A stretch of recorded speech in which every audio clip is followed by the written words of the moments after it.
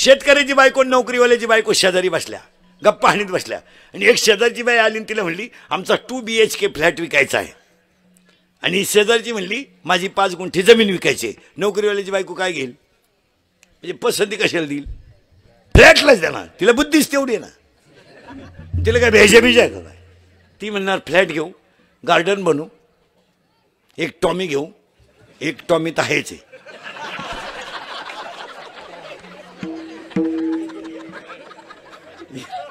एका टॉमीला साखळी घेऊन एकाला बरमुडा घेऊ. दोन्ही टॉमी गार्डन मध्ये हिंडतील, बास डोळे भरून पाहू, ह्याच देही ह्याच डोळा. नोकरीवाल्याची म्हणेल एक म्हैस विकेल, शेतकऱ्याची म्हणेल एक म्हैस विकेल, माझा गळा रिकामा करेल, पण काळी आई घेईल का ती पुन्हा मिळणार नाही. नवऱ्यानं सांगितलं अगं दागिने तुझ्याकडून माझ्याकडून तुला परत होणार नाही, नाही झाले तरी चालतील, तोच दागिना आहे माझा. इतका फरक आहे. हे सर्व्हिसमधून रिटायर झालेली माणसं आहेत ना, तुम्ही आता बरेच असतील इथं, तुम्ही आता हे सगळं सोडून द्या पहिले कुठाने, जाऊ द्या, झालं ते झालं. तुम्ही आता कट्टर आमच्या टोळीचे मेंबर व्हा तर सुईचे राल, हे लटकवा आणि आमच्या टोळीत या. आता झालं ते, रविवार सोडा आता. हे रविवार बिवार हे सगळं एक वाक्य सांगा मला, कोणत्याही कर्माला हिशोब आहे, कोणत्याही कर्माला हिशोब आहे, आणि तो द्यावाच लागतो. आणि तुम्ही मी संसारी माणूस आहे, आपण संसारात किती जरी केलं ना महाराज, काय मागच्या अवलादींना घेणं नाही, काय नाही. मुलगा डॉक्टर केलाय, सुनबाई डॉक्टर केली, पण सासऱ्याला गोळ्या घ्यायला पैसे नाहीत, आणि दोघंही डॉक्टर आहेत. अशी किती कुटुंब नाहीत बोला, बरोबर. काय आपण करताना चांगलं करत असतो, पण ज्याचं त्याचं प्राण. एकाच वाक्यात सांगू तुम्हाला महिला मंडळ, एकाच वाक्यात, स्वतःच्या मुलीनं कधी जमिनीवर पाय ठेवला नव्हता, स्वतःची मुलगी सेवा करण्यासाठी दाशाच होत्या, जिचा स्पर्श कधी मातीला झाला नव्हता, ती मुलगी स्वयंवरामध्ये राजा दशरथाच्या मुलानं जिंकली. जनक राजा डोळे भरून पाहतोय माझ्या मुलीचं स्वयंवर झालं, पण दिवस फिरले महाराज. जी मुलगी राजाच्या मुलानं जिंकली आणि ती होतीच राजाची, तीच मुलगी वलकले नेसून वनवासाला निघली.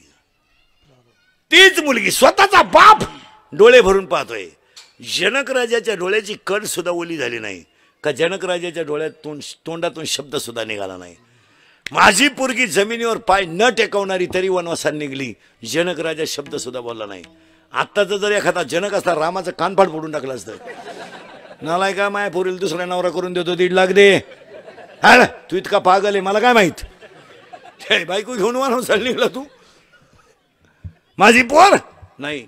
पण जनक राजा का रडला नाही, का बोलला नाही, त्याचं उत्तर ऐका.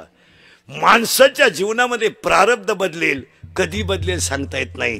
राजा जनक विचार करतोय, यदा कदाचित माझ्या मुलीचं प्रारब्ध उत्तम होतं तोपर्यंत माझी मुलगी राजयोगात वाढली. उद्या जर माझ्या मुलीच्या आयुष्यात 14 वर्ष वनवास असेल तर मी तिचं प्रारब्ध बदलू शकत नाही. पण तिनं जर प्रारब्धामध्ये वनवास सहन केला आणि ती जर अजरा अमर होत असेल तर वनवास काढायलाही काय हरकत आहे. त्याची मुलगी अजरा अमर झाली महाराज, इतिहासात कायमचं नाव राहिलं. मी म्हणतो 2 वेळा मुलगा MPSC नापास झाला, होऊ द्या, 3 वेळा होऊ द्या, मी म्हणतो 5 वेळा होऊ द्या, पण हे 5 झाल्यावर लाल दिवस आहे. कष्ट करायला काय हरकत आहे, काय हरकत काय. जर आपण नापास होऊ द्या ना, काय 2-3 विषय राहिले काय, एखादा विषय राहिला काय, पण तो जर ध्यास घेतला तर एक दिवस त्या गोष्टीत जय आहे. एक वाक्य लिहूनच ठेवा, इंदुरीकरचं वाक्य आहे, काल काय झालं आठवू नका, उद्या काय होईल याचा विचार करू नका, आज वाईट वागू नका, उद्या चांगलंच होईल. काल काय झालं, धोका मरू द्या. कॉलेजला असताना आपल्याला प्रेयसीनं धोका दिला, देऊ दे ना. मग तिचं पोरग शाळेत जातं तरी तू तिच्यावर जळतो, म्हणजे पागल आहे का तू. अरे सोडून दे मावळाटा, शिर सलामत तो पगडी 50. हे हृदय इतकं हलकट नाही का त्याच्यावर कोणी प्रेम करावं. हे हृदय इतकं हलकट नाही का त्याच्यावर कोणी प्रेम करावं. आणि आपण इतके नादान नाही का एवढं चांगलं हृदय कोणाला द्यावं. मागचं उकरून काढू नका. आणि आपल्या लोकांना ती सवय लागली, सोडून देते. आज चांगलं जगा, उद्या चांगलंच होईल, काय मध्ये बस. वाद संवाद, वाद विसंवाद, 2 शब्द संपले. तिसरा एकाने बोलायचं ना अनेकाने ऐकायचं, याचं नाव संवाद. म्हणून गीतेच्या शेवटच्या अध्यायातल्या शब्द आहे श्रीकृष्ण अर्जुन. श्रीकृष्णाचा ना अर्जुनाचा संवाद. तसं आज काल्याला घेतलेला अभंग गवळ्यांचा आणि कृष्णाचा संवाद आहे. अभंगातला पहिला मुद्दा संपला. संवाद आज कीर्तनाला घेतलेली गवळण तुकोबरायांची कडवे 4 आणि संवाद प्रकरणातील आहे. दुसरा मुद्दा कीर्तन ऐकणाऱ्यांना सूचना. कीर्तन ऐकणाऱ्यांना सूचना. कीर्तन सुरू झालंय, कीर्तनाला दरिद्रेवानी बसायचं नाही, तोंड सोडून मिळून द्यायचं नाही, ते आपल्याकडे चालत नाही. दाढीला हात लावून डोक्याला हात लावून गुडघे वर करा, ते चालत नाही. लांब बसायचं, पहिल्या पंक्तीला जेवायचं, चांगला चप्पल जोड पाहायचा. पण ते कीर्तनाला आपल्या भामटेवानी बसायचं नाही. आणि आपल्या कीर्तनाला बसल्यावर बोलावं लागतं. पटलं तर हा म्हणायचं नाही, पटलं तर नाही म्हणाय. राहू द्या नका आता काय करू, अय नका ते आता इकडं लय फिट बसले, नका सरकू. तिसरा मुद्दा चिंता करायची नाही, तुम्ही बोलायचं आणि मी बोलायचं, दोघांनी मिळून करायचं. कीर्तन कटेवर हाते विटेवर पाहिजे. तो जगाचा बाप आहे, त्याला त्याची काळजी. आपण हातानंच जटे करायची काही गरज नाही. देव ठेवील तोपर्यंत राहायचं, ज्या दिवशी किक बसेल त्या दिवशी जायचं.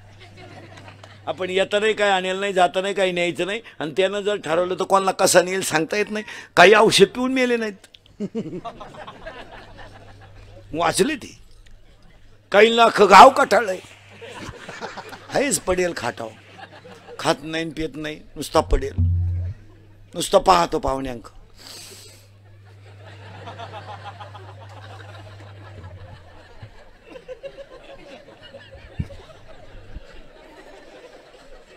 पाहुणे म्हणले चहा, दूध, थोडी दारू. काही लाख गाव कटळले आणि काही चालू मेले. काहींच्या अंगावरून गाडी गेली, मेले नाहीत. काही गाडीच्या सायलेन्सरनं मेले. कोण कसा कोणाचं काय घडेल सांगता येत नाही. आपण चिंता करायची नाही. कटेवर हात विटेवर उभा तो जगाचा बाप. आपण फक्त निमित्त म्हणून राहायचं आणि देव ठेवील तसं राहायचं. फक्त एक ध्यानात ठेवायचं. महिला मंडळात तुम्ही एकटी बाई घरात सगळी कामं करू शकते. पापड बनवू शकते, लोणचं बनवू शकते, पापड बनवू शकते, लोणचं बनवू शकते, शेवया बनवू शकते, बोंबील भाजू शकते, अंडे तळू शकते, मटण शिजू शकते आणि भांडण सुद्धा एकटी बाई करू शकते. एकटी कुत्रील शेदे, मांजरील शेदे, भांड आपट. पण एक गोष्ट घरात तुम्ही एकट्या करू शकत नाही, काय माहिती का? कुरडया. तुला देखणी ना करून दाखव एकटी कुरडई. जाय कुरडई कराय टोळीच लागती. कुरडई कराय काय काय लागतं घे लिहून. एक गहू भिजवा, भिजत घाला, त्यात पाणी टाकून भिजत ठेवा. सकाळी ते पांढरं पाणी त्याच्यावरच्या बाजूला काढा. ते गहू दळा, त्यातल्या वरचा कोंडा बाजूला काढा. आतमधला जो पांढरा चीक आहे तो शिजवा. कोट घ्या, कोटेवर गवत टाका आणि तो चीक थंड होता कामा नाही, तो गरम पाहिजे. आणि गरम चीक स्वऱ्यात भरा आणि तिथं 3 बाया पाहिजे. स्वऱ्यात चीक भरणारी एक बाई पाहिजे. तो स्वऱ्यात दाबणारी बाई शुद्धीव पाहिजे.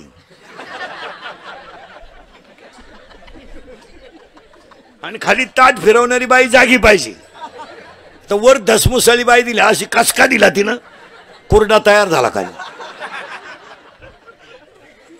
नाही कुरडाई तयार करायची म्हणजे किती गोष्टी पाहिजेत पहा. शीख घालणारी बाई योग्य पाहिजे, किती दाबावं याचा अंदाज पाहिजे, आणि ताट किती फिरावा याचं जजमेंट पाहिजे. उत्तर सांग का?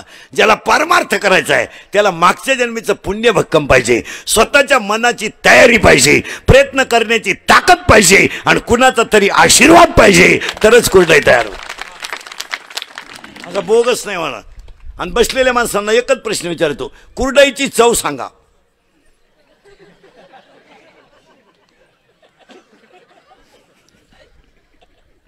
चवच कुठे? कुरडईला चव आहे का? खारट आहे का? आंबट आहे का?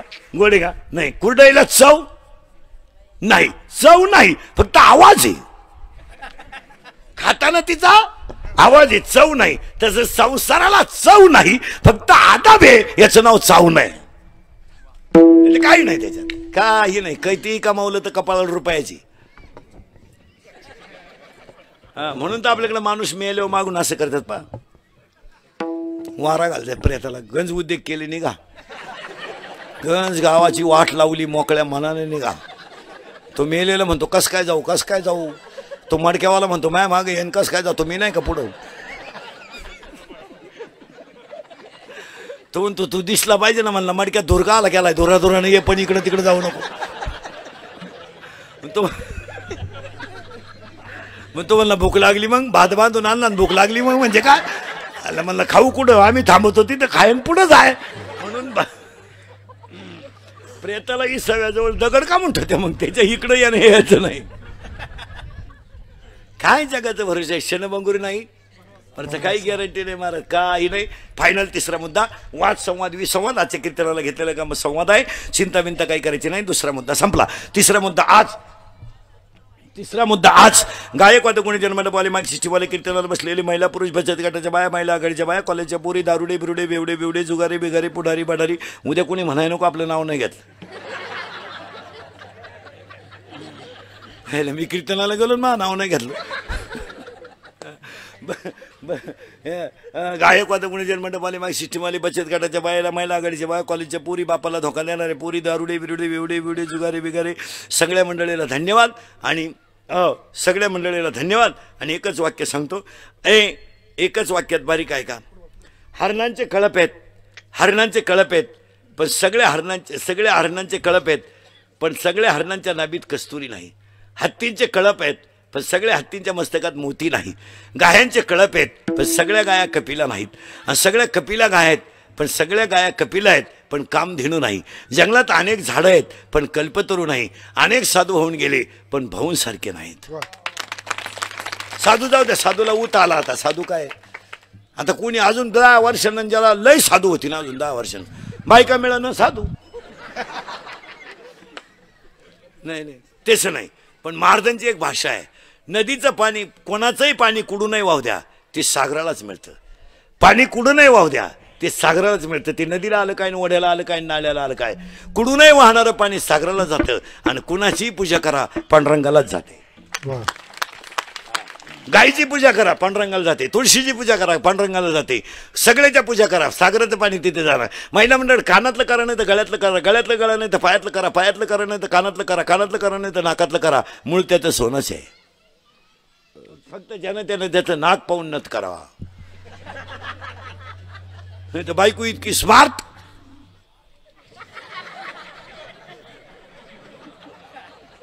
बस क्या नाकाची, त्यानं नथ केली, 7वा आयोग आला. आणि मागचा फरक मिळाला, ते येड्यावानी नथ घेऊन आलं, नाकाचा अंदाज नाही. नतच गुसानं त्यानं दामन तापावला, नागपुडीत घातलं.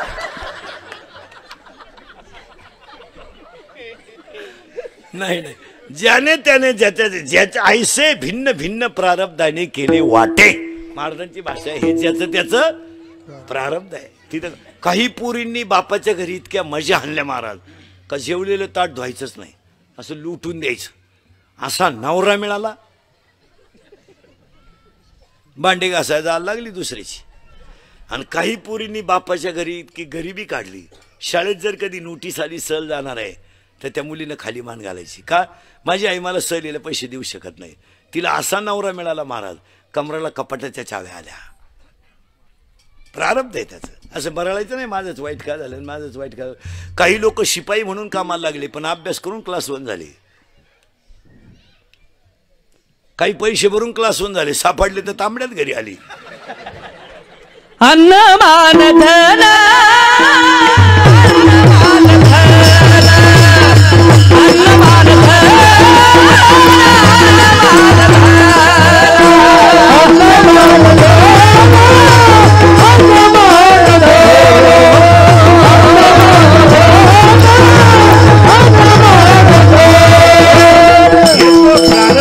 हे त्याचा प्रारब्ध आहे. अभंगातला दुसरा मुद्दा संपला.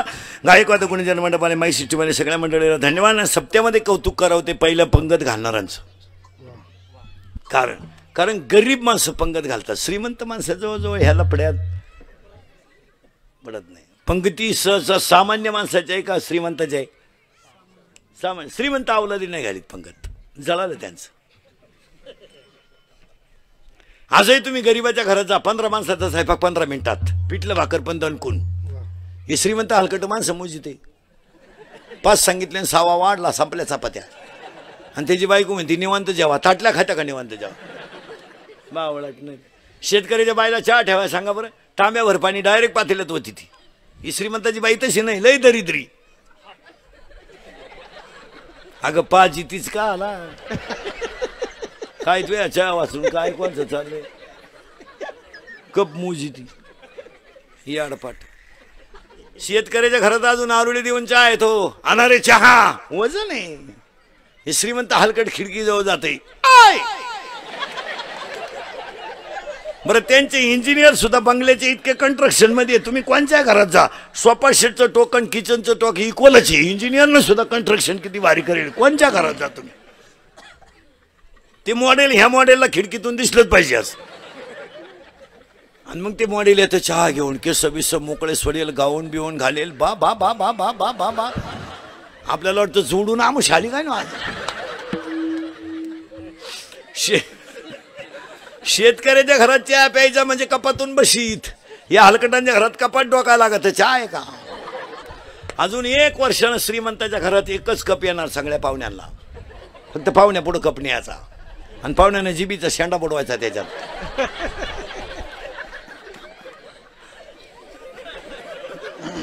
आणि मग त्या बाईनं म्हणायचं बाबाचा प्रसाद घे, आग लावतो.